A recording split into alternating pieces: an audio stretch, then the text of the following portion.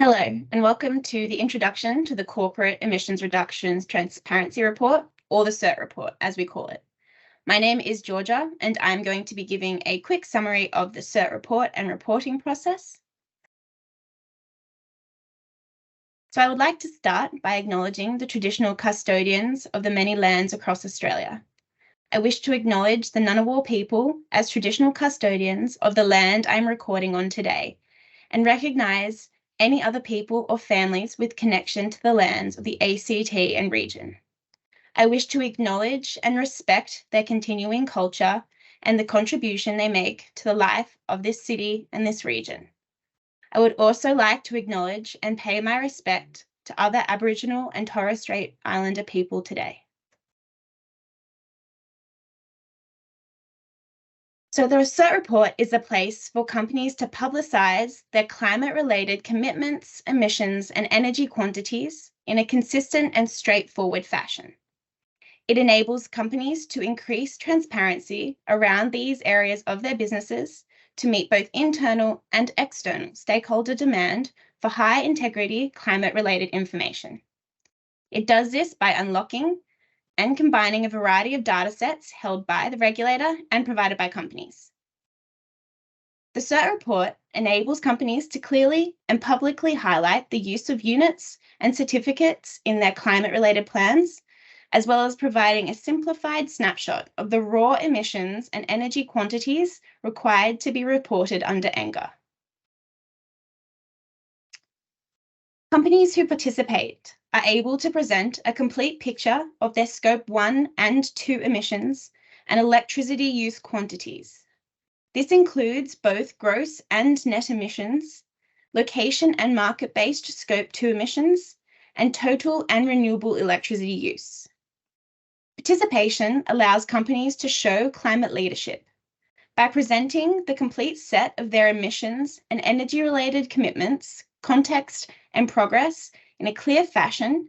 It makes it easy to compare climate action between and across industries. The CERT report will help to build capabilities and understanding around climate-related reporting ahead of the introduction of mandatory reporting. This includes the methods used in carbon accounting and best practice behind framing commitments and providing clear, relevant context for these commitments. It also explicitly highlights how data relating to commitments has been verified, either through the regulator or by third-party or company assurance. So the CERT report is published annually in June. In terms of the format of the published report, each participant has their own company view page, which collects all their relevant information. This is broken down into individual climate-related commitments, with each panel summarising the nature of the commitment, a context statement, a progress bar, and the numbers showing the current year's progress towards a commitment goal. So if a company wishes to provide more information, they can provide a link to a company statement. We also include a snapshot of a participant's current position with regards to Scope 1 and 2 emissions, renewable electricity use, and a visual of the number of offsets that have been used. As part of the CERT report, we encourage dual reporting of location and market-based accounting for Scope 2 emissions. However, companies can choose as to which method they use when assessing their progress towards emissions-related reductions commitments.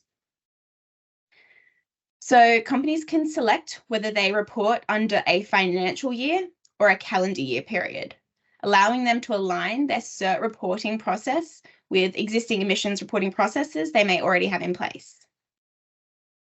So as well as individual company views, we also present a yearly highlights page, which summarises key data points across all participants. I will show a couple of these highlights towards the end of the presentation, so you can get a gauge of what and how information is shown.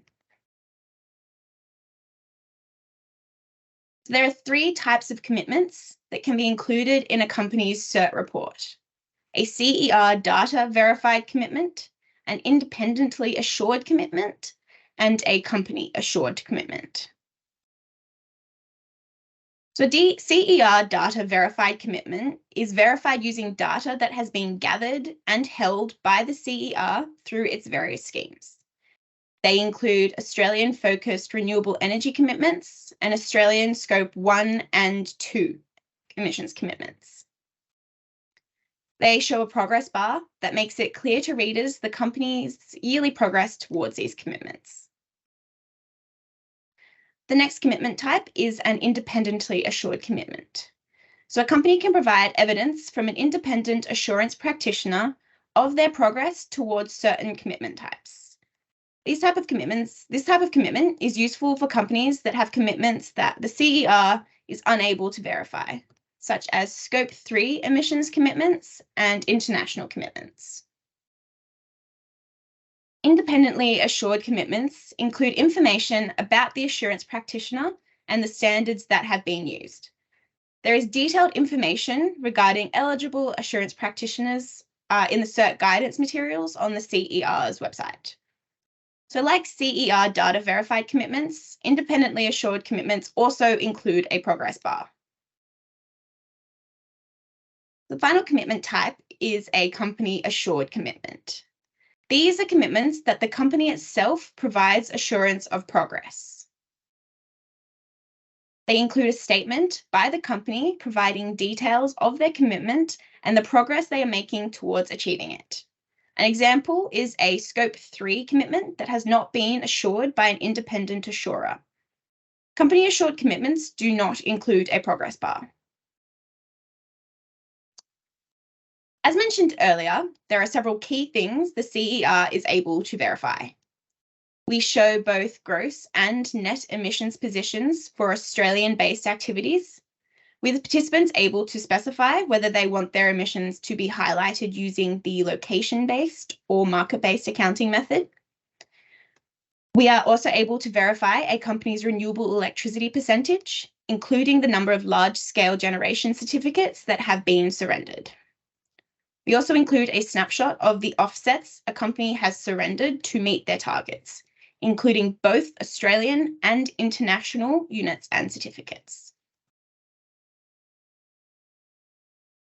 So progress is verified using data that has been collected through the CER's legislated schemes, including the National Greenhouse and Energy Reporting Scheme, the Renewable Energy Target, and the Australian National Registry of Emissions Units.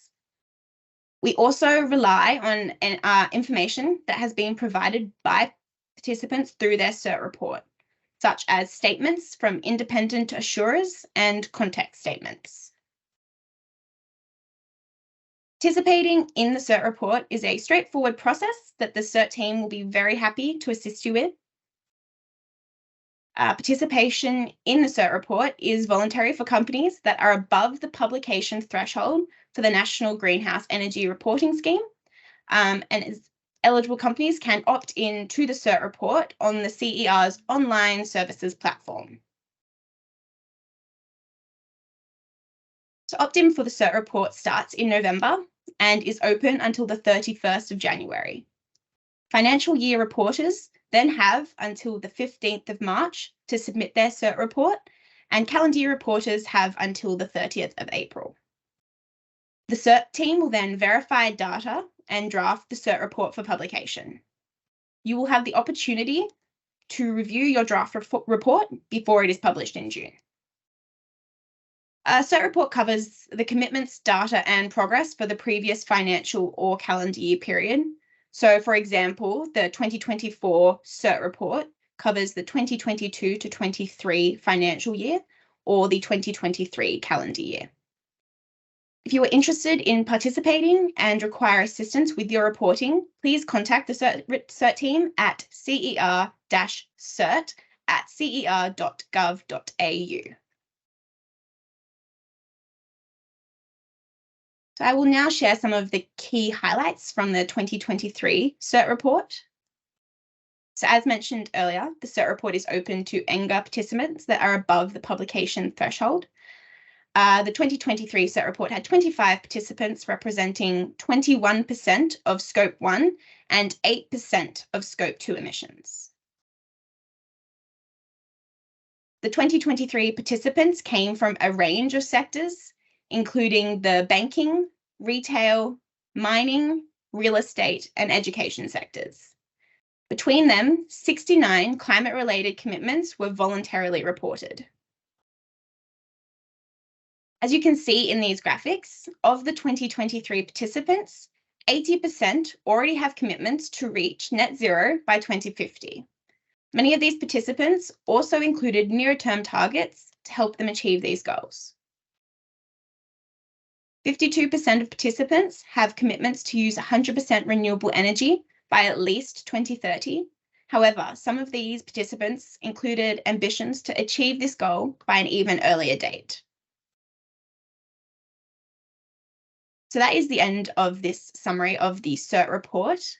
If you have any questions, please contact the CERT team at cer-cert@cer.gov.au. Thank you very much.